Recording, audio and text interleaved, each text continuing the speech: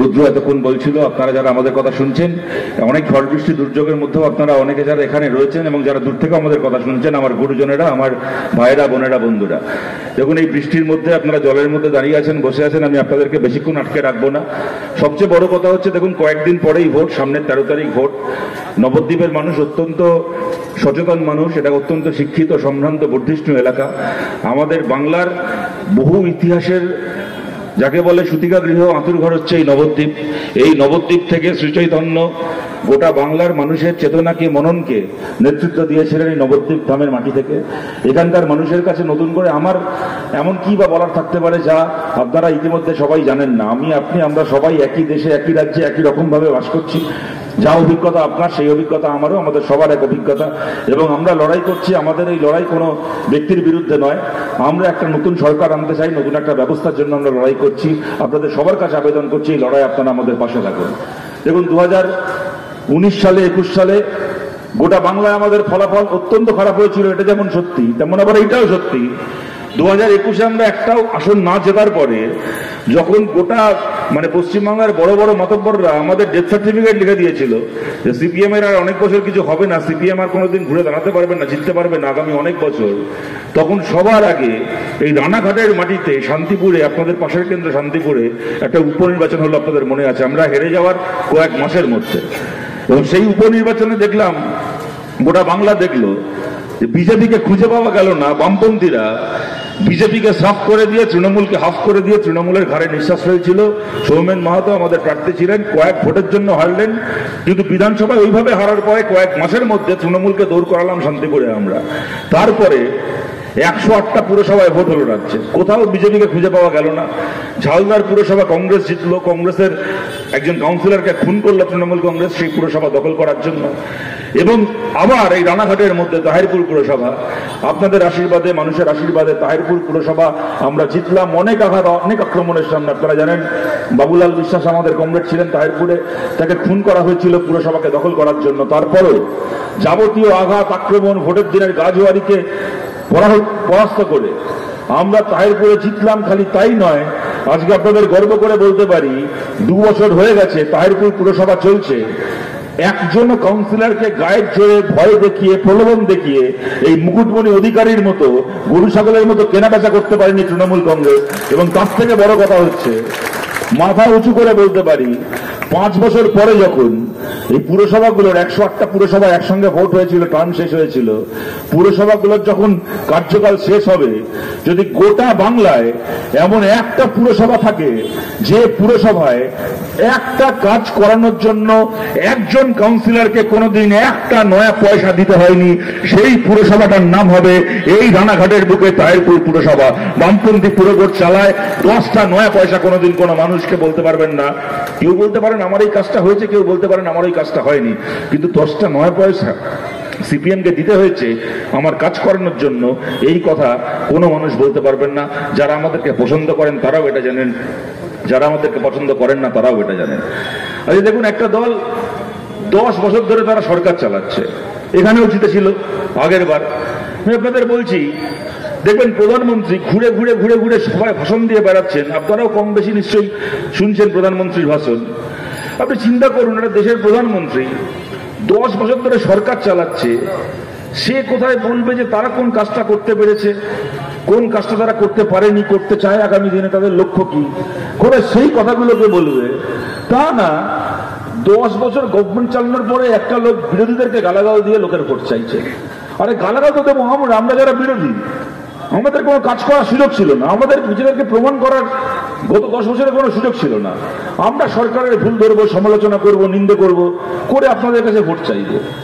যারা 10 বছর ধরে একচেটিয়া সরকার চালিয়েছে ভারতে, তারা আমাদেরকে গালাগাল দিয়ে আপনার ভোট চাইবে? বলুন তো, গালাগাল মানে কি গালাগাল? আমরা চোর, আমরা ডাকাত, আমরা খুনি, সেই নিয়ে গালাগাল দিচ্ছে। তাও এটা মানে বুঝলাম যে ঠিক আছে, আমরা বিরাট চুরি করে বসে আছি, ডাকাতি করে বসে আছি, বিরাট কোনো অপরাধ করে বসে আছি, তার জন্য গালাগাল দিচ্ছে, তা একটা মানে আছে। গালাগালটা কি?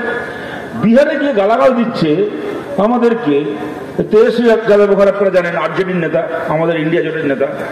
মোদী গিয়ে বলছে, জানেন এটা কি খারাপ, আমি একদিন দেখলাম ফেসবুকে আর একটা দেশের প্রধানমন্ত্রী খেয়ে দিয়ে কাজ নেই, বসে বসে ফেসবুক করে, চিন্তা করুন। সে বলছে আমি দেখি একদিন ফেসবুকে তেজস্বী যাদব শ্রাবণ মাসে মাংস খাওয়ার ছবি দিয়েছে। নে, নবদ্বীপের মতো একটা শহর, আপনারা জানেন মন্দিরের শহর এটা, এই শ্রী চৈতন্য দেবের লীলাভূমি এই নবদ্বীপ, একটার পর একটা মন্দির, দুপা হাঁটলে একটা করে মন্দির দাঁড়িয়ে আছে মাথা উঁচু করে। কোনোদিন কেউ ভাবতে পারেন এইটা রাজনীতি হবে যে শ্রাবণ মাসে কেউ কেন ননভেজ খেয়েছে তাই বিজেপিকে ভোট দিতে হবে? বুঝুন, এইটা হচ্ছে একটা দেশের প্রধানমন্ত্রীর আপনার কাছে ভোট চাওয়ার ইস্যু। আবার কোথায় গিয়ে বলছে কালকে ভাই আর বেনো, কাল না পোস্ট কভারে দেখছি কংগ্রেস যদি জিতে যায় তাহলে আপনাদের সব সম্পত্তি ওরা নিয়ে মুসলমানদেরকে দিয়ে দেবে। আরে সম্পত্তি কিছু বাকি রেখেছেন যে সেটা নেবে আর মুসলমানদেরকে দেবে? ব্যাংকে টাকা রেখেছিলাম, নীরব মোদী নিয়ে পালালো। টাকা রেখেছিলাম, মানুষ ঘরে নোট বাতিল করে সে টাকা মেরে দিলেন। এখন গর্ব করে বলছেন 500 বছর পরে রামচন্দ্রকে ফিরিয়ে এনেছি। আরে আপনার ভাই নীরব মোদীকে 5 বছরের মধ্যে ফিরিয়ে আনতে পারলেন না, বাবু এসছে 500 বছরের মধ্যে রামচন্দ্রকে ফেরাতে। তারপর আবার বলে এই অব্দিও ঠিক ছিল। মানে নোংরামি কোথায় গিয়ে পৌঁছেছে, বলে আপনারা চিন্তা করতে পারবেন না, ওরা যদি জিতে যায় এমন বাড়াবাড়ি শুরু করে দেবে হিন্দু বাড়ির মা বোনেরা গলায় আর মঙ্গলসূত্র করতে পারবে না। চিন্তা করুন, মঙ্গলসূত্র নিয়ে কার চিন্তা যে নিজে বিয়ে করে জীবনে নিজের বউয়ের মুখ দেখেনি? হ্যাঁ, লোক নিজে বিয়ে করে জীবনে নিজের বউয়ের মুখ দেখেনি, বউকে ফেলে রেখে চলে গেছিল। এমনকি যখন নির্বাচনে প্রার্থী হয়েছে 2014 সালে, ইলেকশনে ফর্ম ফিল আপ করার সময় আপনারা জানেন যে সেখানে তার মানে পুরুষ হলে তার স্ত্রীর নাম, যদি বিবাহিত হন, মহিলা হলে তার স্বামীর নাম লিখতে হয় যদি বিবাহিত হন। বউয়ের নামের জায়গাটা ব্ল্যাঙ্ক রেখেছিল, জানেন? এই নরেন্দ্র মোদী বিবাহিত লোক, এত বছরের বিবাহিত, নিজের বউয়ের নাম লেখেনি নিজের ইলেকশনের নমিনেশন ফর্মে। লোকের চেপে গেছিল যে ওরা একটা বউ আছে, নিজে জীবনে নিজের বউয়ের মুখ দেখেনি, ওরা আবার অন্যের বউয়ের মঙ্গলসূত্র নিয়ে চিন্তা, তার জন্য ওকে নাকি ভোট দিতে হবে। দেখুন, এই কথাগুলো যে দাঁড়িয়ে আপনাদেরকে বলছি, এই কথাগুলো বলতে আমারও ভালো লাগছে না। কারণ এইটা ঘটনা আছে। এই ধরুন, আমি যদি এখন গত 5-7 মিনিট ধরে 10 মিনিট ধরে আপনাদের সামনে কথা বলি, আমিও কিন্তু কথা বলছি সেই মঙ্গলসূত্র, হিন্দু মুসলমান, নিরামিষ আমিষ এই নিয়ে। এই কথাগুলো বলার জন্য আমি কমিউনিস্ট পার্টি করতে আসিনি। এই কথাগুলো বলার জন্য কোন সচেতন মানুষ রাজনীতি করতে আসে না। ভালো হতো যদি ভাত কাপড়ের কথা, রুটি রুজির কথা, চাকরি বাকরির কথা, শিক্ষা দীক্ষার কথা নিয়ে আলোচনা হতো, কিন্তু এটা আমাদের দোষ নয়। দেশের প্রধানমন্ত্রী, এক চেটিয়া সংখ্যাগরিষ্ঠতা নিয়ে দেশ চালানোর প্রধানমন্ত্রী, আজকে আমরা গর্ব করে বলি পৃথিবীর সবচেয়ে বড় গণতন্ত্র আমাদের দেশ, পৃথিবীর সবচেয়ে বড় গণতন্ত্র। আর সেই দেশের প্রধানমন্ত্রী সারা দুনিয়া দেখছে পৃথিবীর সবচেয়ে বড় পার্লামেন্টারি ডেমোক্রেসি, তার প্রধানমন্ত্রী ভোটের আগে নিরামিষ আমিষ মঙ্গলসূত্র গলার কইতে এইসব নাম করে লোকের ভোট চায়। আপনাদেরকে বলছি, প্রশ্নটা এখানে খালি বিজেপিকে হারানোর নয়, আপনার এই রাজনীতিকে হারান। দেখুন, আমি আপনাদেরকে খুব আন্তরিকভাবে একটা কথা বলছি, আমার যে কোনো কারণেই হোক না কেন, আমি যখন কলেজে পড়ি, এসএফআই যখন করতাম, রুদ্ররা আমাদের পরে ওরা এসএফআই করেছে আমার ভাইয়ের মতো। আমি যখন কলেজে পড়তাম, সেই সময় কলেজের 3rd ইয়ারে পড়ি, তখন থেকে আমার মনে আছে, আমি রুদ্রদেবও মাঝে মধ্যে বলি, আমার যে কারণে রানাঘাটে আসতে আমার নিজের খুব ব্যক্তিগতভাবে খুব যাকে বলে নস্টালজিক লাগে। কলকাতার বাইরে আমার জীবনে প্রথম কোনো সভায় বক্তৃতা দেওয়া হচ্ছে এই রানাঘাট কলেজের অডিটোরিয়ামে। আমার মনে আছে 2008 সালে এসএফআই এর একটা মিটিংয়ে। তো যাই হোক, আমি যে কারণে কথাটা বলছিলাম, সে 2008 সাল থেকে আমার পার্টি, সেই সময় এসএফআই, পরবর্তীকালে পার্টির বিভিন্ন ক্ষেত্রে দায়িত্ব দিয়েছিল, বহু জায়গায় গিয়ে মিটিং মিছিলে আমার বলার যাকে বলে সুযোগ হয়েছিল, বা আমার তার ফলে আমার অনেক অভিজ্ঞতা হয়েছে, অনেককে চিনতে পেরেছি, জানতে পেরেছি, অনেক জায়গার সঙ্গে পরিচিত হতে পেরেছি। যাই হোক, সেটা আলাদা কথা। আমি যে কারণে আপনাদের কথা বলছি, আমি আপনাদেরকে আমার খুব সৎভাবে নিজের একটা অভিজ্ঞতা বলছি। তো এইবার আমি বিশেষ করে লক্ষ্য করছি, যখন কোনো সভায় যাচ্ছি, কোনো মিটিং করতে, তখন গাড়িতে যাচ্ছি তো এক জায়গা থেকে এক জায়গা, কোনো কমরেড সেখানকার স্থানীয় নিয়ে যাচ্ছেন। আজকে যেমন একটা মিটিং এর আগে করলাম গঙ্গার ওপারে, তারপর এপারে এলাম। কোনো মিটিংয়ে যাওয়ার আগে যে কমরেড আমাদেরকে সঙ্গে করে নিয়ে যান, তাকে জিজ্ঞেস করি যে যেখানটা যাচ্ছে এটা হিন্দু এলাকা না মুসলমান এলাকা। আমি সত্যি কথা বলছি আপনাদেরকে, বিশ্বাস করুন, আজকেও জিজ্ঞেস করেছি যেখানটায় মিটিং করতে যাচ্ছে ওটা কি হিন্দু এলাকা না মুসলিম এলাকা। কেউ বললো হয়তো এটা হিন্দু এলাকা, কেউ বললো না ওটা মুসলিম এলাকা হলো। যদি হিন্দু এলাকা হয়ে থাকে তাহলে ওখানে কি মতুয়া মানুষ বেশি আছেন নমশূদ্র মানুষের সংখ্যা ওখানে বেশি, নাকি ওখানে তথাকথিত উচ্চবর্ণ যাকে বলা হয় সেই সংখ্যা বেশি, নাকি আদিবাসী এলাকা যদি ওটা আপনার জঙ্গলমহলের দিকে হয়, জিজ্ঞেস করছি। আমি কথাটা আপনাদেরকে এই কারণে বলছি, আমি যখন কলেজের 3rd ইয়ারে পড়ি তখন থেকে গোটা পশ্চিমবাংলায় বহু মিটিং মিছিল করেছি। কম বেশি আমাদের সবার সেই অভিজ্ঞতা রয়েছে। মেঘলাল দাদের আমাদের থেকে অনেক বেশি অভিজ্ঞতা রয়েছে, অলোকেশ দা, মেঘলাল দাদের। কিন্তু বিশ্বাস করুন, আজ থেকে 3-4 বছর আগে পর্যন্ত ভাবতে পারতাম না কোনো একটা জায়গায় মিটিং করতে গেলে মাইকে কিছু বলতে হবে আমাকে, তার আগে আমি জেনে নেব ওখানে বেশি হিন্দু থাকে না বেশি মুসলমান থাকে, বেশি দলিত থাকে না বেশি উচ্চবর্ণ থাকে, না বেশি নমশূদ্র থাকে। বিশ্বাস করুন কোনোদিন ভাবতে পারিনি যেটা আমাকে জিজ্ঞেস করতে হবে কখনো। আমি জানতাম যে নবদ্বীপে আমি যে কথা বলবো, চাকরি বাকরি, লোকের মাইনে, ছেলে মেয়েদের পড়াশুনো, শিক্ষক নিয়োগের দুর্নীতি থেকে শুরু করে যে কোনো বিষয় নিয়ে, নবদ্বীপে দাঁড়িয়ে আমি যে কথা বলবো, কামারহাটিতে দাঁড়িয়ে আমি সেই একই কথা বলবো। কেন চাকরির সমস্যা সবারই সমস্যা, রুটি রুটির সমস্যা সবারই সমস্যা।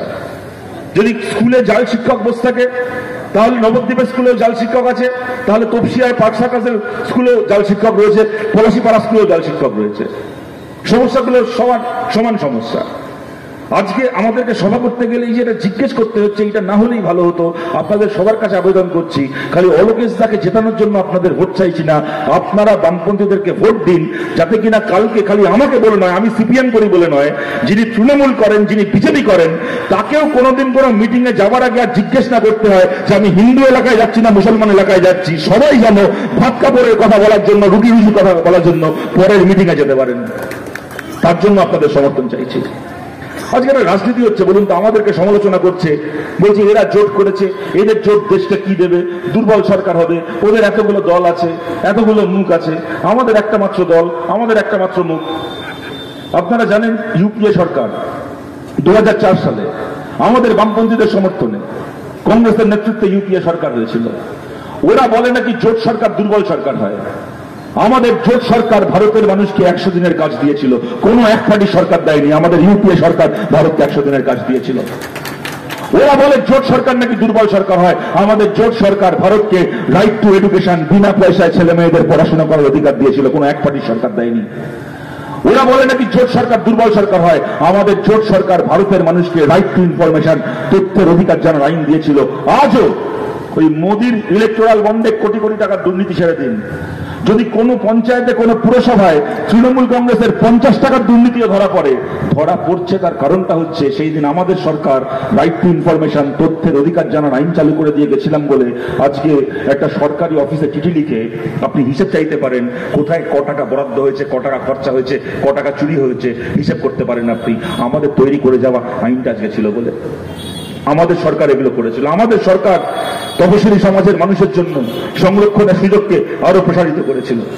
আমাদের সরকার, জোট সরকার, আদিবাসী মানুষের জন্য অরণ্যের অধিকারের আইন করেছিল। আর ওদের এক পার্টির সরকার কি দিল? 200 টাকা কেজি সর্ষের তেল, 115 টাকা কেজি পেট্রোল, 105 টাকার ডিজেল, রান্নার গ্যাসের 1200 টাকা দামের সিলিন্ডার। আপনাদের বলছি, আপনারা চিন্তা করবেন যে দালালি, এটা ইলেকট্রাল বন্ডের টাকায় দালালি বাড়তে বাড়তে বাড়তে বাড়তে কোথায় গিয়ে পৌঁছেছে। আমি দেখছি গত মার্চ মাসে 8 তারিখ আন্তর্জাতিক নারী দিবস, হঠাৎ সকালবেলা মোদী ঘোষণা করেছে সিলিন্ডারের দাম 100 টাকা কমানো হবে। ভালো কথা। যেই না ঘোষণা করেছে, এই কতগুলো হিন্দি চ্যানেল বিশেষ করে আর ইংলিশ চ্যানেল, হিন্দি চ্যানেলগুলো বিশেষ করে, তাদের সাংবাদিক ওরা ক্যামেরা নিয়ে, হাতে বুম নিয়ে পৌঁছে গেছে বিভিন্ন পাড়ায়। মহিলাদের যেখানে দাঁড়িয়ে আছেন 5-6 জন মহিলা কি 10 জন মহিলা গিয়ে কি তারা প্রশ্ন করছে, अच्छा ये जो मोदी जी ने सिलेंडर का भाव 100 रुपए कम कर दिया, आपको कैसा लग रहा है? तो भाई दाम कम लग के बोलबे खराब लग जाए, सबाई बोलबे हाँ भालो लगছে, मुझे अच्छा लग रहा है। वो तो अच्छा, ये जो मोदी जी ने नारी दिवस पे देश की औरतों को, माँ बहनों को ये तोहफा दिया। मोदी जी कह रहे हैं कि ये माँ बहनों को मेरा तोहफा है नारी दिवस पे। नारी दिवस पे ये जो माँ बहनों को मोदी जी ने तोहफा दिया, सिलेंडर का कम दाम, आप मोदी जी को क्या कहना चाहेंगे? क्या आप थैंक यू कहना चाहेंगे? तो उनसे बाबूजी मोने मोने ठीक है जिज्ञेस को पागलटा बोले दिया, मुझे हाँ थैंक यू कहना चाहेंगे। और देखिए भाइयों और बहनों, देश की माँ बहनें बोल रही है मोदी मोदी मोदी मोदी मोदी मोदी, অটোমেটিক বাপের নাম নাই জীবনে, মোদি মোদি মোদি মোদি করে যাচ্ছে। আর পাশের লোকটা পাগলের মতো তাকিয়ে ভাবছে যে কে জোগাড়টা করতে গেছে, বিদায় হবে কখন এখান থেকে। আমি দেখতে দেখতে ভাবছি, অবাক হয়ে আপনারা চিন্তা করুন, দালালি বাড়তে বাড়তে কোথায় গিয়ে পৌঁছেছে। যেদিন সরকারে এসেছিল, প্রধানমন্ত্রী হয়েছিল, সিলিন্ডারের দাম ছিল 450 টাকা। 450টা বেড়ে 500 হলো, 600 হলো, 700 হলো, 800 হলো, 900 হলো, 1000 হলো, 1100 হলো, 1200 হলো। তখন এই দালালগুলোর ক্যামেরাগুলো স্টুডিওয়ে বসে, এবার বাড়িতে বসে আলমারিতে ডিম পাচ্ছিল, কারোর ক্ষমতা হলো না। তখন একটা ক্যামেরা নিয়ে গিয়ে লোককে জিজ্ঞেস করা, এই যে মোদি 400 সিলিন্ডারকে 1200 করেছে, আপনাদের কেমন লাগছে? আর 400 সিলিন্ডারকে 1200 করার পরে 100 টাকা দাম কমিয়েছে, তো বাজারে গিয়ে নাচছে মোদি মোদি মোদি মোদি। বলুন তো, মোদিকে যদি বা সহ্য করা যায়, মোদির এই দালালগুলোকে সহ্য করা যায়? কদিন এদের দালালি দেখে আমরা আমাদের মতামতকে বিক্রি করবো বলুন তো এদের কাছে? আজকে এত কিছু করে, আরে বুঝে গেছেন আপনারা, ওই যে ভোট চাইতে এসছে, কি দেওয়ার আছে বলুন তো লোককে? জিনিসপত্রের দাম এরা কমাবে না, 4 গুণ দাম বাড়িয়েছে। চাকরি বাকরি এরা দেবে না, দেশে বেকারি বেড়েছে। এরা বলে রাজতন্ত্র, বলে যে কংগ্রেসে নাকি ওই যে গান্ধী পরিবার, অমুক ওখানে লালু প্রসাদের ছেলের হচ্ছে লালুর ছেলে, তার পরিবারতন্ত্র। এরা পরিবারতন্ত্র নিয়ে এত কথা বলে। রাহুল গান্ধীকে বলে শেহজাদা। আরে ভাই, রাজনীতিতে যেমন আমরা কমিউনিস্ট পার্টি করি, আমাদের অতি বড় শত্রু, আমাদের বিরুদ্ধে আর যাই বলুক না কেন, এইটা কোনোদিন বলতে পারবে না যে সিপিএম এ আর যাই থাক না কেন পরিবারবাদ আছে, পরিবারতন্ত্র রয়েছে। কিন্তু বলুন তো, পরিবারতন্ত্র খালি রাজনীতিতে হয়? এরা বলে নাকি, আপনি দেখুন তাকিয়ে, আপনাদের এই নদিয়া জেলায় পাশে কৃষ্ণনগর কোথেকে একখানা জোগাড় করেছে, এসে বলে নাকি সে নাকি রাজমাতা। কোন রাজার মাথা ভগবান জানে, বলে সে নাকি কোথাকার রাজমাতা। কৃষ্ণনগর থেকে শুরু করে, ত্রিপুরা থেকে শুরু করে, তার গোয়ালিয়ার ভোপাল থেকে শুরু করে, যেখানে পাচ্ছে কোথাকার কবেকার 14 পুরুষ কোনকার রাজা ছিল, জমিদার ছিল, লোককে লুট করত, মানুষের রক্ত চুষে নিজের সম্পত্তি বানিয়েছে। ধরে ধরে এনে বলছে এ রাজমাতা, ও রাজপিতা, ও রাজার দাদা। আমরা পরিষ্কার বলছি, ভাই তোমার রাজা ফাজা বহু বছর আগে চুপে গেছে, কোন রাজমাতা ফাজমাতা নয়। মানুষের সরকার হবে, মানুষের কথায় দেশ চলবে। আর আপনাদের বলছি, নতুন করে এরা রাজন্য স্থাপন করছে। কোত্থেকে সব রাজ পরিবার খুঁজে খুঁজে বার করে কতগুলো লোককে ধরে এনে রাজা মহারাজার নামে ভোট চাইছে। এরা আবার অন্যকে শাহজাদা বলছে, এরা আবার পরিবারতন্ত্রকে গালাগাল দিচ্ছে। আর বলুন তো, পরিবারতন্ত্র, পরিবারবাদ খালি রাজনীতিতে হয়, আর কিছুতে হয় না? এই যে অমিত শাহ ছেলে জয় শাহ, আপনারা জানেন, সৌরভ গাঙ্গুলির মতো একজন ক্রিকেটার ভারতের ক্রিকেটকে এত কিছু দিয়েছেন, তাকে বিসিসিআই থেকে তাড়িয়ে দিল। আরে অমিত শাহ ছেলে জয় শাহ, ও জীবনে কোনোদিন পাড়া স্পোর্টসে কমলালেবু ছাড়া আর কিছু পেয়েছে বলে মুখ দেখে তো মনে হয় না। তাকে নিয়ে গিয়ে বিসিসিআই সেক্রেটারি করে দিল। বলুন তো, এটা পরিবারবাদ নয়, এটা পরিবারতন্ত্র নয়? কে এখানে বিজেপির সমর্থক আছেন যিনি বুকে হাত থেকে বলতে পারবেন ভারতীয় ক্রিকেটকে জয় শাহ যা কন্ট্রিবিউট করেছে তার নিরিখে জয় শাহ বিসিসিআই সেক্রেটারি হয়েছে? ওর বাবার নাম অমিত শাহ না হয়ে যদি অন্য কিছু হতো, বিসিসিআই অফিসের বাইরে জুতো পাহারা দেওয়ার দায়িত্ব কেউ রাখতো না কোনোদিন। সে গিয়ে বিসিসিআই সেক্রেটারি হয়ে বসে আছে, ওরা আপনাদের কাছে ভোট চাইতে এসছে পরিবারতন্ত্রের নাম করে। এত কিছু করে বলেছিল যে না খাউঙ্গা মিত্র, না খাউঙ্গা না খানে দুঙ্গা। ওরে আমার হরিদাস পাল রে, ও নাকি খাবেও না, খেতেও দেবে না। তারপরে কি দেখলাম, ইলেকট্রাল বন্ড করে নিজেও খাচ্ছে, মমতাকেও খাওয়াচ্ছে, নিজেও খাচ্ছে, মমতাকেও খাওয়াচ্ছে। ও ওষুধের কোম্পানি থেকে টাকা খাচ্ছে, তো মমতা ব্যানার্জি ইলেকট্রিকের কোম্পানি থেকে টাকা খাচ্ছে। গতকাল আপনারা জানেন, কোভিশিল্ড ভ্যাকসিন যে কোম্পানি তৈরি করেছিল, কোভিশিল্ড ভ্যাকসিনের যে মালিক ওই কোম্পানির, ওই সময় দাঁড়িয়ে বলেছিল, এত বড় আস্পর্ধা, একটা প্রাইভেট কোম্পানির মালিক, সে বলছে আমি দেশের সরকারকে ভ্যাকসিন বিক্রি করব 300 টাকায়, আর রাজ্যের সরকারগুলোকে বিক্রি করব 600 টাকায়। এমন মোদির কোলে বসা ব্যবসাদার ছিল। আমার টাকা দিয়ে আমি ভ্যাকসিন নিয়েছি, সার্টিফিকেটে মোদির একখানা চাঁদ বদনের ছবি, পয়সা দিয়ে ভ্যাকসিন নিয়েছি। তারপরে কি হলো, আজকে গোটা পৃথিবীতে অ্যাস্ট্রাজেনেকা ওই কোম্পানিকে স্বীকার করতে হলো কোভিশিল্ডের ভ্যাকসিনের মধ্যে আমাদের সবার শরীরে, আমাদের যারা এখানে আমার কথা শুনছেন, কয়েকজন হয়তো কোভিন এই কি বলে ওই একটা যেটা ছিল ওই কোভ্যাক্সিন নিয়েছেন, বাকি 100 জনের মধ্যে 70 জন, আমি নিজে কোভিশিল্ড নিয়েছি, 70 জনের শরীরে কোভিশিল্ড গেছে। আজকে স্বীকার করছে কোভিশিল্ডের ফলে হঠাৎ করে মানুষের অনেকে রক্ত ক্লট করে যাচ্ছে, হঠাৎ করে হার্ট অ্যাটাক হচ্ছে। শ্রেয়াস তালপাড়ে, অত বড় একজন ফিল্ম স্টার, আপনারা জানেন, শ্রেয়াস তালপাড়ের কদিন আগে হার্ট অ্যাটাক হলো, বললো যে আমাকে ভ্যাকসিনটা দিল, খানিকক্ষণের মধ্যে আমি দেখছি আমার দরদর করে ঘাম হচ্ছে, বুকে ব্যথা, আমার হার্ট অ্যাটাক হলো। আজ গতকাল ঘোষণা করেছে কোভিশিল্ড কোম্পানি গোটা পৃথিবীর বাজার থেকে ওরা ওদের ভ্যাকসিন তুলে নিচ্ছে, কেননা ওদের ভ্যাকসিনে ক্ষতিকর জিনিস আছে যা মানুষের জীবন নয়, মানুষের মৃত্যুর কারণ হচ্ছে। আর তারপরে আপনি চিন্তা করুন কত বড় নির্লজ্জ। তখন পয়সা দিয়ে ভ্যাকসিন নিয়েছিলাম, সার্টিফিকেটে মোদির মুখের ছবি ছিল। এখন আপনি তখন, আমরা তো ভ্যাকসিন নিয়েছি ওই কোবিন বলে যে পোর্টালটা আছে, তাতে তখন রেজিস্টার করতে হয়েছিল, আপনাদের সবার মনে আছে, ফোন নাম্বার দিয়ে কিছু একটা দিয়ে। তখন ওই পোর্টাল থেকে মোদির ছবি বেরিয়ে আলা আপনার সার্টিফিকেট বেরিয়েছিল। আজকে আপনার ওই ফোন নাম্বার দিয়ে কোবিনে যান, কোবিন.gov না কি একটা ওয়েবসাইট, যেটা COWIN কোবিন ওয়েবসাইট, ওখানে যান, আপনি আপনার নাম, আপনার ওই রেজিস্ট্রেশনের যে ফোন নাম্বার ছিল বা যা ছিল দিয়ে রেজিস্টার করে আপনার ওই ভ্যাকসিন সার্টিফিকেটের একটা কপি বার করুন, দেখবেন সব আছে, খালি মোদির মুখটা উড়ে গেছে এখান থেকে।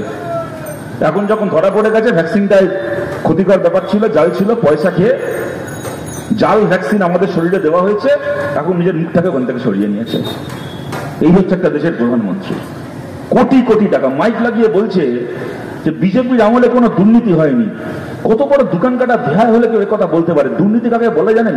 আপনাদের পাড়ায় মনে করুন একটা দোকান রয়েছে, পাড়ার কোনো তোলাবাস সেখানে গেল, গিয়ে বললো এ ভাই আমাকে শোন 10,000 টাকা দিতে হবে, ঠিক আছে, আমার তো দোকান এখান থেকে তুলে দেবো। সে মস্তান গিয়ে বললো, দোকানদার বেচারা কি করবে, 10,000 টাকা দিয়ে দেবে। 10,000 টাকা তো সে তার পকেট থেকে দেবে না, কি করবে? পরের দিন যে জিনিসের দাম ছিল 10 টাকা তার দাম হয়ে যাবে 12 টাকা, যে জিনিসের দাম ছিল 20 টাকা তার দাম হয়ে যাবে 25 টাকা, টাকাটা আপনার থেকে তুলবে। তখন আপনি কি ভাববেন? তখন আপনি ভাববেন এটা হচ্ছে তোলাবাজি। ছোটখাটো তোলাবাজরা করে। আর একবারে বড় জাতীয় তোলাবাজ সে কি করে? সে 10,000 টাকা চায় না, সে কোনো কোম্পানিকে ফোন করে বলে শোন ভাই 10,000 কোটি টাকা যেন কালকে পৌঁছে যায়। কেমন? সে কোম্পানি পৌঁছে দেবে 10,000 কোটি টাকা, তার বদলে ওষুধের দাম বেড়ে যাবে তার কোম্পানির, তার বদলে বিদ্যুতের দাম বেড়ে যাবে, তার বদলে আর 5টা জিনিসের দাম বেড়ে যাবে। এইটাকে তখন আর তোলাবাজি বলে না, এইটাকে তখন কি বলে? তখন এইটাকে বলে ইলেকটোরাল বন্ড। এইটা হচ্ছে মোদির ইলেকটোরাল বন্ড। সে বাবু এখন নামাবলী গলায় দিয়ে বলছে আমি খালি সব, বাকি সবাই চোর। 25 জন অন্যান্য রাজনৈতিক দলের 25 জন চোর নেতা, মানে বড় বড় চোর, ছোটখাটো চোর তো আছে, হাজার হাজার কোটি টাকার ঘাপলা করেছে। এরকম 25 জন, নারায়ণ রানা থেকে শুরু করে, সিংহা থেকে শুরু করে প্রফুল্ল প্যাটেল, যাদের নামে কয়েক হাজার কোটি টাকার তদন্ত চলছিল, গত 10 বছরে বিজেপিতে যোগ দিয়েছে। আপনারা ভাবতে পারেন তার মধ্যে 23 জনের বিরুদ্ধে ইডি সিবিআই তদন্ত বন্ধ করে দিয়েছে। এইটা হচ্ছে ওদের স্বচ্ছতা। তাই আপনাদেরকে বলছি, ওরা চুরি করে না এমন নয়, ওরা চুরি করে, কিন্তু যেহেতু ওদের হাতে আইন আছে, ওদের হাতে তদন্ত আছে, তাই ওদের চুরিটাকে চুরি বলে প্রচার করা যায় না। ওরা চুরির নাম দেয় ইলেকটোরাল বন্ড, ওরা চুরির নাম দেয় বিকাশ, ওরা চুরির নাম দেয় ইন্ডিয়া শাইনিং, ওরা চুরির নাম দেয় মোদি কা গ্যারান্টি। আসলে কিন্তু চুরি এগুলো, আসলে চিটিংবাজি, এগুলো পকেটবাজি। আর এত কিছু করেছে, এতগুলো কথা, এতগুলো জিনিস আমরা সহ্য করেছি। জিনিসের দাম বেড়েছে, চাকরি বাকরি হয়নি, দেশের কোনো উন্নয়ন হয়নি, মানুষ গরিব হয়েছে, অসহায় হয়েছে, কাজ চলে গেছে। তারপরও বাংলায় কিছু মানুষের ভোট চেয়েছে কি বলে? না সব ঠিক আছে, সব একদিকে, কিন্তু আমাদেরকে ভোট দাও। এখন সিপিএম দুর্বল হয়ে গেছে, ওদের কিছু করার ক্ষমতা নেই। আমাদের কাছে ইডি আছে, সিবিআই আছে, আমরা তদন্ত করছি, আমরা তৃণমূলের লোকেদেরকে জেলে ঢোকাতে পারবো, আমাদেরকে ভোট দাও। বহু মানুষ ভোট দিয়েছেন। আজকে কারো আনন্দ হতে পারে জ্যোতিপ্রিয় মল্লিক জেলে গেছে বলে, আজকে কারো আনন্দ হতে পারে পার্থ চ্যাটার্জি জেলে গেছে বলে, কিন্তু বলুন তো, মনে করুন তো, একই আনন্দ আমরা করিনি যখন সুদীপ ব্যানার্জি জেলে গেছিল, একই আনন্দ আমরা করিনি যখন মদন মিত্র জেলে গেছিল। এখন ভাবলে সেই আনন্দগুলোকে পরিহাস মনে হয়। যাদের বাকি জীবনটা জেলে পচে মরার কথা ছিল, তারা এখন লালবাতি নীলবাতি গাড়ি চড়ে এইবারে লোকসভা ভোটে বাড়ি বাড়ি গিয়ে আপনাদের ভোট চাইছে, ভোট চাইতে পারছে। তার কারণটা হচ্ছে তারা সবাই এখন বুক করে জেল থেকে বেরিয়ে গেছে, সিবিআই তদন্ত করছে। আপনাদের আমি বলছি, এই 1 মে আমি তখন পাশে মুর্শিদাবাদে ওখানে থাকছি, তখন সেলিমদার ওখানে ভোট হচ্ছে। রাত্রিবেলা ফিরে তার 2 দিন আগে থেকে দেখছি কুণাল ঘোষকে নিয়ে ঝামেলা চলছে, তৃণমূলকে তাড়িয়ে দিয়েছে, ইত্যাদি হয়েছে কিসব। দেখি এবিপি আনন্দের সুমন দেখে কুণাল ঘোষ ইন্টারভিউ দিচ্ছে। আপনারা নিশ্চয়ই অনেকে দেখেছেন সেই ইন্টারভিউ, বা পরেও মোবাইলে দেখেছেন, আমিও রাত্রিবেলা মোবাইলে দেখছি শুয়ে শুয়ে। এ কথা সে কথা আজ যা বলতে গিয়ে বলছে, আমি যখন জেলে ছিলাম, কুণাল ঘোষ বলছে, মানে বিপ্লবীরা আগেকার দিনে স্বাধীনতা সংগ্রাম করে জেলে থাকতো, তারা জেল থেকে বেরিয়ে নাতি কাছে গল্প করতো, শোনো আমি যখন জেলে ছিলাম, আমাকে ইস্ট ইন্ডিয়া কোম্পানি জেলে পড়েছিল, আমি অসহযোগ আন্দোলনে গেছিলাম, আমি এই করেছিলাম, জেলে ছিলাম। এবার চোর চুরি করে জেল খেটে এসছে কিরম বলে আবার দাঁড়িয়ে, আমি কিরম জেলে ছিলাম, যেন কত বড় কাজ করেছে বাবু, চুরি করে জেল খেটে এসছে। সুমন থেকে বলছে আমি যখন জেলে ছিলাম আমার কাছে একদিন জেলার, চিন্তা করুন পশ্চিমবাংলার একটা জেলার মানে গভর্নমেন্টের বড় র্যাঙ্কের অফিসার, সে ইউনিফর্ম পরা গভর্নমেন্টের অফিসার, অশোক স্তম্ভনের অফিসার, বলছে আমার কাছে জেলার আসলো, এসে বললো শুনুন না আপনাদের দলের অমুক নেতা আমার এই পরিচিতর কাছে 7.5 লাখ টাকা চেয়েছিল এসএসসিতে চাকরির জন্য, 5 লাখ টাকায় জোগাড় করতে পেরেছে, আর পারছে না, যদি একটু বলে দেন একটু 5 লাখে হয়ে যায়। মানে চিন্তা করুন, ঘুষের আবার ডিসকাউন্ট চাইতে গেছে। তাতে কুণাল ঘোষকে যখন সুমনদা জিজ্ঞেস করছে যে কি বলছো সুমনদা, কি বলছো কুণালদা, এটা বিরাট অভিযোগ, সে যে এটা করেছিল তৃণমূলের যে নেতা সে কি এখনো বহাল তবিয়তে বাইরে আছে? উত্তরে কুণাল ঘোষ বলছে সুমন দেখে যে সুমন সে খালি বহাল তবিয়তে বাইরে আছে তাই নয়, জেনে রাখো সে আজকে রাজ্যের মন্ত্রিসভায় আছে, মমতা ব্যানার্জির ক্যাবিনেটে সেই লোকটা আজকে মন্ত্রী। আমি কথাটা আপনাদেরকে এই কারণে বলছি, যারা দূর থেকে আমাদের কথা শুনছেন, যারা এর আগে বিজেপিকেও ভোট দিয়েছিলেন, আপনি আমাদের শত্রু নন, আমরা আপনার সঙ্গে লড়াই করছি না, আমরা লড়াই করছি কতগুলো ব্যবস্থাকে পাল্টানোর জন্য। এই লড়াই আপনাকেও আমরা আমাদের পাশে চাই। একবার ভাবুন তো, আমাদের উত্তর দিতে হবে না, একবার পারলে নিজেকে উত্তর দেবেন তো। আমি বিশ্বাস করি, আমরা সিপিআইএম করি, আমরা যতটা চাই তৃণমূলের চোরেরা গ্রেপ্তার হোক, যিনি কংগ্রেস করেন তিনি যতটা চান তৃণমূলের চোরেরা গ্রেপ্তার হোক, আপনি বিজেপি করেন আপনিও চান তৃণমূলের চোরেরা গ্রেপ্তার হোক। তাই আপনাকে জিজ্ঞেস করছি, আপনি বলুন তো, আজকে সিবিআই তদন্ত করছে, আমরা তো লোকে চাকরি খাওয়ার জন্য তদন্ত করছি না, লড়াই করছি না, আমাদের দাবিটা কি? সহজ দাবি, যার যার চাকরি টাকা দিয়ে কেনা তাদেরকে চাকরি থেকে বাদ দাও, যে যে চোর টাকা দিয়ে চাকরি বিক্রি করেছে তাদের কাছ থেকে চুরির টাকা বাজেয়াপ্ত করো, ঘাট ধরে তাদেরকে জেলে ঢোকাও। এই তো সোজা কথা, এইটুকু হলেই সব মিটে যায়, আর কাউকে যোগ্য কাউকে চাকরি হারাতে হয় না। আজকে একটা শাসক দলের নেতা, তার সেক্রেটারি, সে স্টুডিওয় বসে বলছে যে আমার দলের মন্ত্রিসভায় এমন একজন মন্ত্রী রয়েছেন যে 7.5 লাখ টাকায় একটা চাকরি বিক্রি করেছে, তৃণমূল কোনো ব্যবস্থা নেবে না। আমরা জানি গোটা তৃণমূল একসঙ্গে টাকা খেয়েছে, কিন্তু আপনারা বলুন তো সিবিআই এর কি উচিত ছিল না যে ওই দিন ওই ইন্টারভিউ দিয়ে স্টুডিও ফ্লোর থেকে কুণাল ঘোষ বাইরে বেরোবে, এবিপি আনন্দ রিসেপশনের লোক ওকে গিয়ে বলবে স্যার আপনার জন্য সিবিআই অফিসাররা বসে আছে বাইরে, আপনাকে ডাকছে, বাইরে যাবে, নিচে সিবিআই গাড়ি দাঁড়িয়ে থাকবে, এবিপি আনন্দ স্টুডিওর নিচে গাড়িতে ওকে তুলবে, সোজা নিজাম প্যালেস নিয়ে চলে যাবে। আমি বলছি না গ্রেপ্তার করতে হবে কুণাল ঘোষকে, কিন্তু অন্তত পক্ষে ওকে টেবিলে বসিয়ে এই প্রশ্নটা করবে সিবিআই যে সেই মন্ত্রীর নাম বলুন যে মন্ত্রী 7.5 লাখ টাকা দিয়ে একটা এসএসসির চাকরি বিক্রি করেছে, মন্ত্রীর নামটা বলুন। নামটা জিজ্ঞেস করবেন আপনারা, বলুন তো। আজকে হেমন্ত সোরেন একটা রাজ্যের মুখ্যমন্ত্রী, তিনি জেল খাটছেন। অরবিন্দ কেজরিওয়াল একটা রাজ্যের মুখ্যমন্ত্রী, তিনি জেল খাটছেন। আর এখানে শাসক দলের নেতা স্টুডিওয় বসে লাইভ ইন্টারভিউতে বলছে যে আমার ক্যাবিনেটে আমি জানি এমন মন্ত্রী আছে যে 7.5 লাখ টাকায় একটা চাকরি বিক্রি করেছে, তাকে নিয়ে গিয়ে একবার জিজ্ঞেস করে সেই মন্ত্রীর নামটা পর্যন্ত জানছে না সিবিআই, তাকে গ্রেপ্তার করছে না। বলুন তো, তদন্ত হচ্ছে না ছ্যাবলামি হচ্ছে? এটা আপনাদের কাছে আবেদন করছি। দেখুন, এই কথাগুলো বলতে গেলে এখন অনন্তকাল বলে যাওয়া যায়, অত সময় নেই, অনেকক্ষণ আপনারা রয়েছেন। আমি আমার কথাকে শেষ করবো আপনাদেরকে এইটা বলে, আপনারা অলোকেশ দাকে জেতান, খালি তৃণমূল চোর বলে, বিজেপি দাঙ্গাবাজ বলে নয়। কতগুলো কাজ আমরা করতে চাই যদি আপনারা আমাদের পাশে থাকেন। যদি আমাদের সরকারে অংশগ্রহণ করার সুযোগ আসে তাহলে সরকারে গিয়ে, যদি সরকারে অংশগ্রহণ করার সুযোগ নাও আসে তাহলেও পার্লামেন্টে দাঁড়িয়ে কতগুলো কথা আমরা বলতে চাই। আমাদের প্রথম কথা, আপনারা জানেন সুপ্রিম কোর্ট রায় দিয়েছিল অযোধ্যায় মন্দির তৈরি করার, কয়েক মাসের মধ্যে মন্দির তৈরির কাজ শুরু হয়ে গেছিল, সেই মন্দির উদ্বোধন হয়ে গেছে, কেউ আপত্তি করতে যায়নি। কিন্তু আপনাদের বলছি, যে সুপ্রিম কোর্ট 2019 সালে রায় দিয়েছিল অযোধ্যায় মন্দির তৈরি করার, সেই সুপ্রিম কোর্ট 2016 সালে রায় দিয়েছে সম কাজে সম বেতন দেওয়ার। আপনারা তাকিয়ে দেখবেন আপনাদের চারিদিকে, আপনাদের পরিবারেও পার্মানেন্ট চাকরি বলে আজকে আর কিছু নেই। চাকরি মানেই কন্ট্রাকচুয়াল চাকরি, কি সরকারি কি বেসরকারি। যে কাজটা পার্মানেন্ট একজন কর্মচারী 30,000 টাকা 35,000 টাকা মাইনে নিয়ে করেন, সেই কাজটা টেম্পোরারি চাকরি 5,000 টাকা 6,000 টাকা মাইনে করতে হয়। তারপরও আজ কাজ আছে তো কালকে কাজ নেই, যে কোনো দিন ছাঁটাই, কেউ আটকাতে আসবে না, কেউ বাঁচাতে পারবে না। একই কাজ করার জন্য পুরুষদেরকে যে মাইনে দেওয়া হয়, বিশেষ করে অসংগঠিত ক্ষেত্রে কাজ করার জন্য মহিলাদেরকে তার অর্ধেক মজুরি দেওয়া হয়। আজকের তারিখে 2024 সালের ভারতে সুপ্রিম কোর্ট রায় দিয়েছিল সম কাজে সম বেতনের।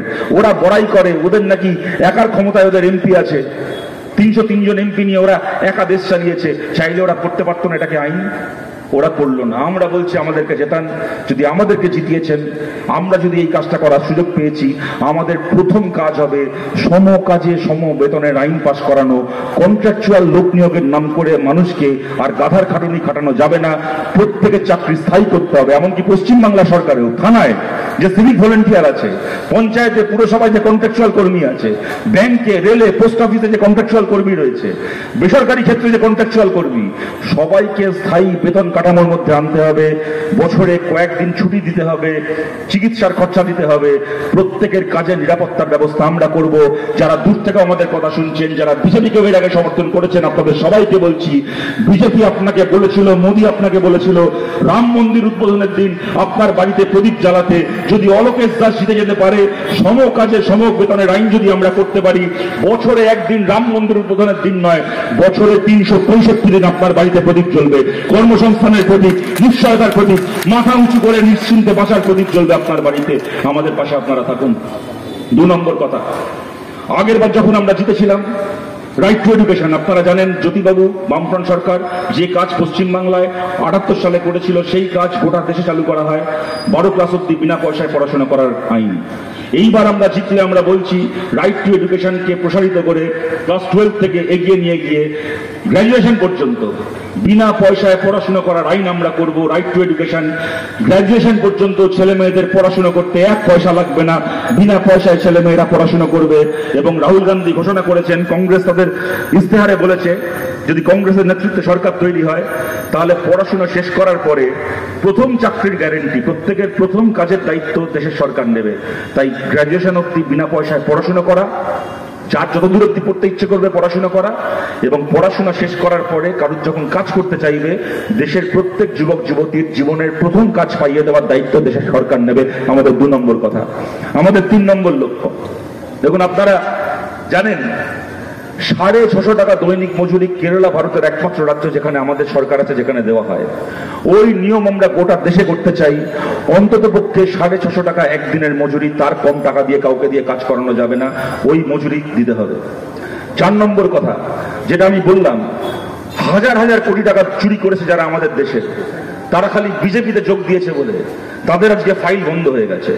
যদি আমরা জিততে পারি, এই নারায়ণ রানে থেকে শুরু করে অজিত পাওয়ার থেকে শুরু করে যত বড় বড় চোর আছে, হাজার হাজার কোটি টাকা যারা চুরি করে মোদির পায়ে আশ্রয় নিয়েছে, প্রত্যেকের বিরুদ্ধে তদন্তের ফাইল খোলা হবে। প্রতিটা তদন্তের ফাইল খুলবে, যার যার জেলে থাকার কথা সে জেলে যাবে, একটা চোর বাঁচবে না।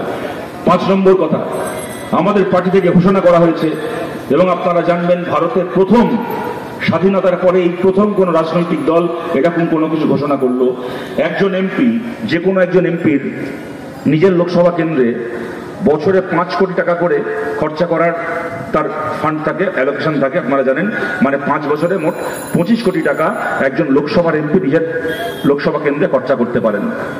আমাদের পার্টি থেকে সিদ্ধান্ত নেওয়া হয়েছে, ঘোষণা করা হয়েছে, যেখানে যেখানে আমাদের এমপি হবে, সেটা এখানে অলোকেশ দাস হতে পারে, কৃষ্ণনগরে এস এম সাদি হতে পারে, যাদবপুরে সৃজন হতে পারে, শ্রীরামপুরে দীপশিতা হতে পারে, যেখানে যেখানে আমাদের প্রার্থীরা রয়েছেন, মোহাম্মদ সালিম হতে পারেন মুর্শিদাবাদে, যে যে আসন আমরা জিতবো, আমাদের যেখানে যেখানে এমপি হবে, আমাদের প্রত্যেকজন এমপি তার যে অ্যালোকেশন 25 কোটি টাকা 5 বছরে, তার এই ফান্ডের 3 ভাগের 1 ভাগ টাকা মহিলাদের জন্য, বিশেষ করে মহিলাদের জন্য বিভিন্ন প্রকল্পে খরচা করবেন। মেয়েদের স্কুল তৈরি করা, মেয়েদের কলেজ তৈরি করা, মেয়েদের জন্য বিশেষ করে গর্ভবতী মহিলাদের জন্য স্বাস্থ্যকেন্দ্র, তাদের সন্তান প্রসবের সময় আইসিডিএস সেন্টার থেকে যাতে তাদের ঠিক মতো করে দেখাশোনা করা হয়, আইসিডিএস সেন্টারগুলোর পেছনে খরচা করা, মেয়েদের জন্য সেলফ হেল্প গ্রুপ করা, যেখানে কিছু টাকা পয়সা দিয়ে সাহায্য করে লোন দিয়ে মহিলাদেরকে দিয়ে বিভিন্ন ব্যবসা শুরু করানো যাবে, তাদেরকে ট্রেনিং দেওয়া, এমনকি মেয়েদের জন্য এলাকায় এলাকায় ক্যারাটে কুংফু ট্রেনিং সেন্টার বানানো, যেখানে মেয়েরা তারা ক্যারাটের শিক্ষা, কুংফুতে ট্রেনিং নিতে পারবেন, স্বাবলম্বী হতে পারবেন তারা। এই যে মহিলা স্পেসিফিক, উইমেন স্পেসিফিক বিভিন্ন প্রজেক্টের জন্য আমাদের প্রত্যেকজন এমপি তহবিলের 3 ভাগের 1 ভাগ টাকা খরচা করা হবে। এই কাজগুলোকে করার জন্য আপনারা অলোকেশ দাসের পাশে থাকুন, আপনারা কাস্তে হাতুড়ি যারা চিহ্নে ভোট দিন, আপনারা অলোকেশ দাসকে জেতান। আমার শেষ কথা আপনাদের বলছি, রুদ্র 1 বলেছে আপনাদের, আমি আমি আস্তে আস্তে শুনছিলাম সরকারি তহবিলের কথা, সরকারি প্রকল্পের কথা। সরকারি প্রকল্প যেটা রুদ্র বলল ওটাই, যেরকম পাচ্ছেন সেরকম পাবেন। ওই নিয়ে কোনো গুজবে, কোনো বাজে কথায় কান দেবেন না। সরকারি প্রকল্প যেমন পাচ্ছেন আপনারা তেমন পাবেন। আর এখানকার তৃণমূল কর্মীদেরকেও বলছি, মমতা বন্দ্যোপাধ্যায় আপনাদেরকে দিয়ে 5 বছর বিজেপির বিরুদ্ধে দেওয়াল লেখাবে, তারপরে যখন ভোটটা আসবে তখন আপনাকে দিয়ে সেই বিজেপি নেতার হয়ে দেওয়াল লেখাবে। যদি আপনাদের মনে হয় এটা আপনাদের অসম্মান হচ্ছে, আপনাদের মান সম্মানে লাগছে, 42 জন এমপি আমাদের রাজ্য থেকে নির্বাচিত হয়, 42টা প্রার্থী তৃণমূল কংগ্রেসের। 42 জনের মধ্যে 8 জন, এই মুকুটমণি অধিকারী সহ 42 জনের মধ্যে 8 জন হচ্ছে বিজেপি থেকে আসা লোক, যারা সারা জীবন তৃণমূল করলেন তৃণমূল কংগ্রেসে, তাদের মতো হতভাগা বোধহয় কেউ নেই। আর আপনি ভালো করে মমতা ব্যানার্জিকে গালাগাল দিয়ে তারপরে তৃণমূলে আসুন, আপনার মতো মহাপুরুষ কেউ নেই। আপনাকে মাথায় করে রাখবে তৃণমূল। যদি এতে আপনাদের খারাপ লাগে, গায়ে লাগে, তাহলে আপনাদেরকেও বলছি, আপনারা এর বিরুদ্ধে রায় দিন। আপনারা অলোকেশ দাসকে জেতান, কাস্তে হাতুড়ি তারা চিহ্নে আপনারা আশীর্বাদ করুন, আপনারা সমর্থন করুন। আপনাদের কাছে এই আশা রেখে আপনাদের সবাইকে ধন্যবাদ জানিয়ে আমার কথা শেষ করছি। ভালো থাকবেন সবাই, নমস্কার।